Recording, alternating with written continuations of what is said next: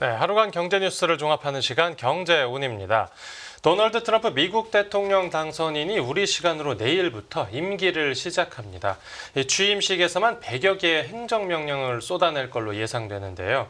어떤 정책 방향을 제시할지 그리고 금융시장엔 어떤 영향을 줄지 홍 기자의 뉴스 포인트에서 살펴보겠습니다. 지금 자리에 홍경표 기자 나와 있습니다.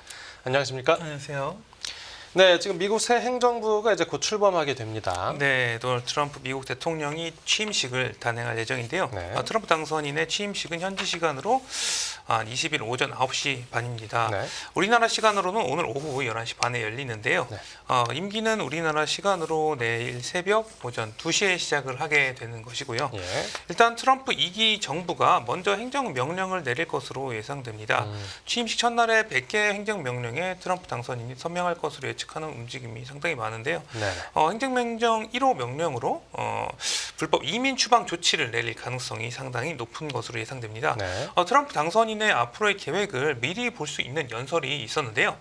취임 하루 전날 캐피털원 아레나에서 열린 이 대선 승리 축하 집회에서 트럼프 당선인은 우리나라가 직면한 모든 위기를 해결하기 위해서 역사적인 속도와 힘으로 행동하겠다 이렇게 강조하기도 했습니다. 네. 트럼프 당선인은 내일 새벽, 내일 저녁에 해가 질 때쯤엔 우리 국경에 대한 침략이 끝날 것이라면서 국경 보안 조치는 우리의 국경을 복원하기 위한 세계에서 가장 공격적이고 광범위한 노력이 될 것이다 이렇게 밝혔습니다. 예. 트럼프 당선인은 내일 여러분은 매우 많은 행정명령을 보게 될 것이다 이렇게 예고를 했고요. 이어 바이든 행정부의 급진적이고 어리석은 행정명령은 내가 취임 선서를 하면 수시간 내로 전부 폐기될 것이라고 말했습니다. 트럼프 당선인이 내놓을 행정명령은 비자 등 서류를 갖추지 못한 외국인이 남북 국경을 통해서 미국으로 들어오는 것을 전면적으로 막는 동시에 미국 내 불법 체류자 등을 추방하기 위한 조치 등이 거론되고 있고요. 네, 이 산업계에서는 보편 관세 부과를 주목해 왔죠. 맞습니다. 트럼프 하면은 우선 관세 정책이 먼저 떠오르는데요. 네. 관세 정책에 대해서도 언급을 했는데 트럼프 당선인은 세금과 인플레이션 물가를 낮추고 임금은 올리면서 수십 개의 공장이 있어야 할 미국으로 다시금 가져올 것이다. 그리고 우리는 관세와 똑똑한 정책을 통해서 이를 달성할 것이라고 밝혔습니다. 네. 미국산을 짓고 미국산을 사고 미국인들을 고용할 것이다 이렇게 밝히기도 했고요.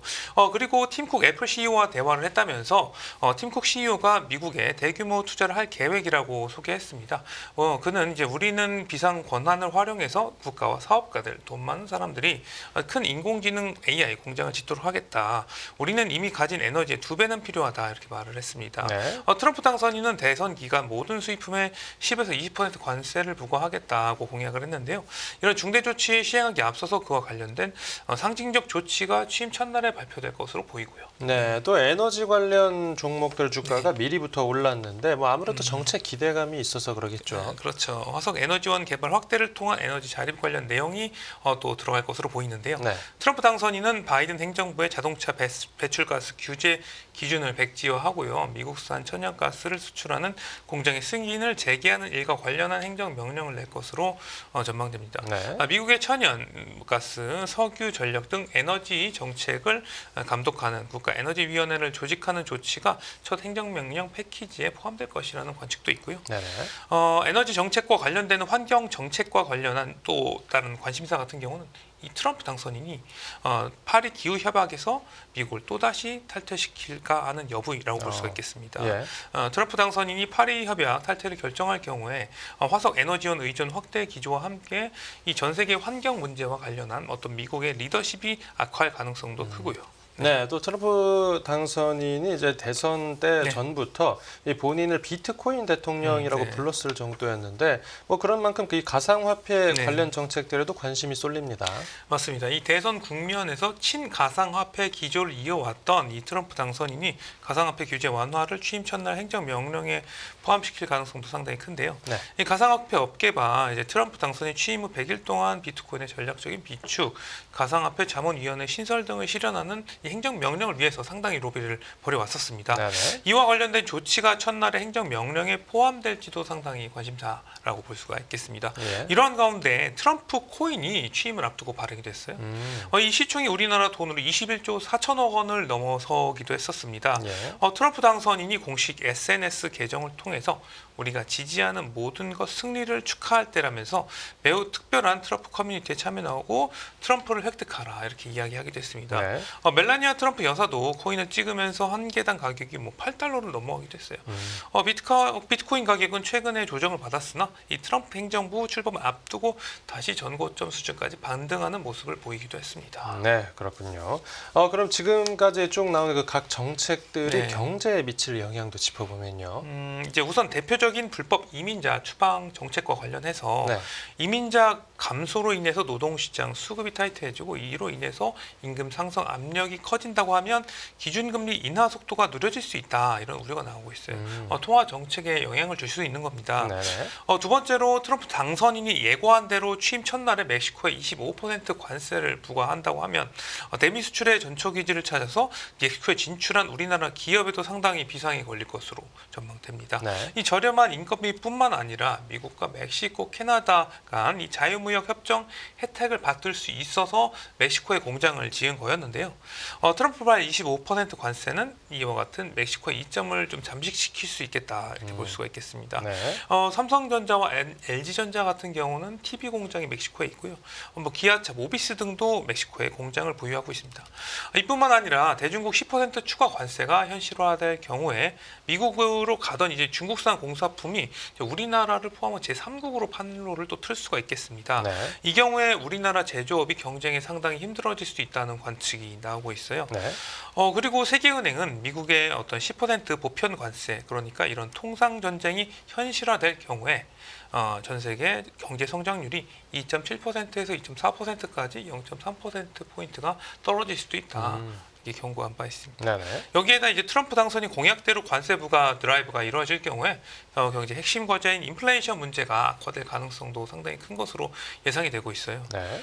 대외경제정책연구원은 보편관세 20%와 대중국 관세 60%를 부과한다고 하면은 우리나라의 수출액이 최대 448억 달러, 우리나라 돈으로 무려 65조 원 감소할 것으로 전망하기도 했습니다. 네, 또 트럼프 당선인이 친환경 정책들을 앞으로 폐기하는 데 따른 영향도 크겠죠. 맞습니다. 미국 내 산업 정책 측면에서 트럼프 당선인은 전기차 의무화 정책을 위한 취임 첫날 폐기하겠다는 정책을 밝혔는데요.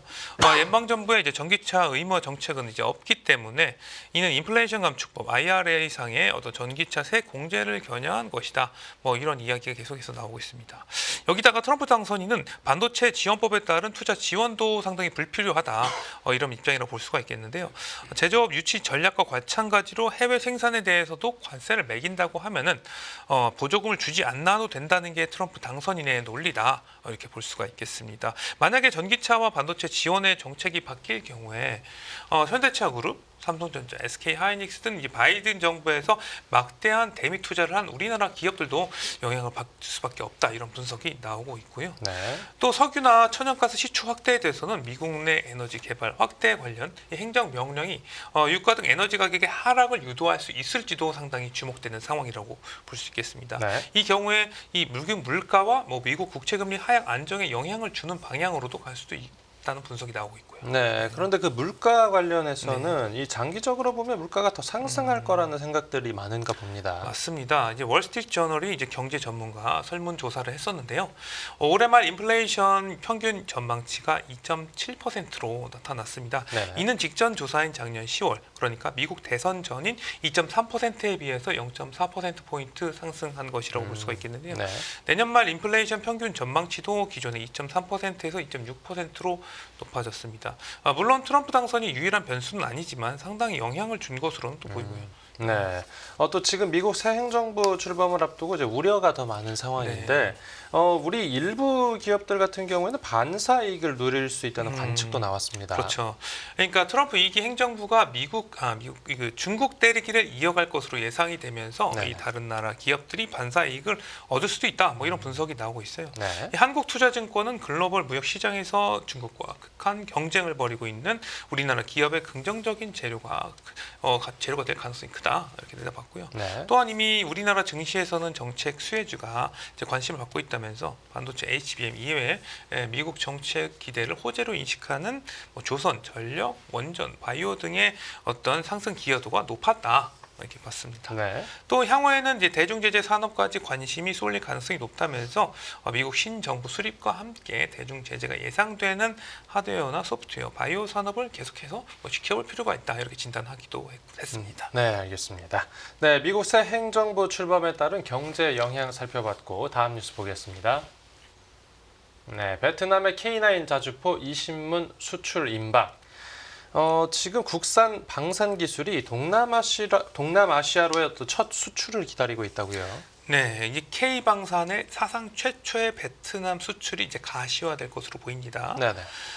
우리나라와 베트남은 K9 자주포의 베트남 수출을 위한 협상을 마무리하는 단계에 있고요. 예. 조만간 계약이 성사될 것으로 전망되고 있습니다. 물량은 K9 자주포 약 20문이고요. 금액으로는 3억 달러, 그러니까 우리나라 돈으로 한 4,300억 원 수준인 것으로 알려졌습니다. 네.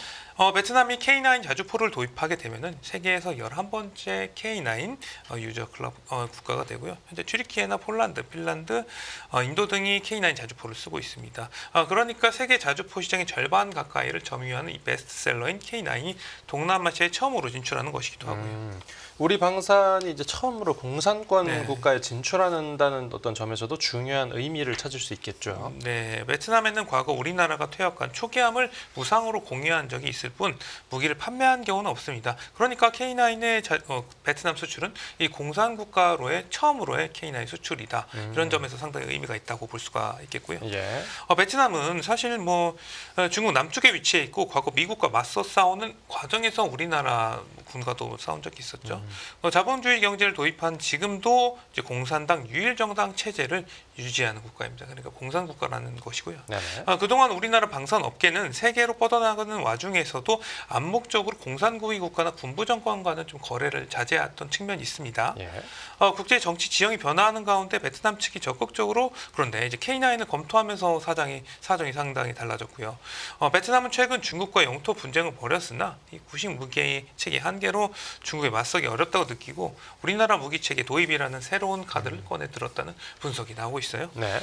베트남이 나토 국가의 무기 체계와 호환이 가능한 이 K9 같은 우리나라 무기를 도입한다고 하면은 이는 베트남의 반중 탈중 노선으로 가는 신호가 될 수 있다는 분석도 나오고 있습니다. 네, 알겠습니다.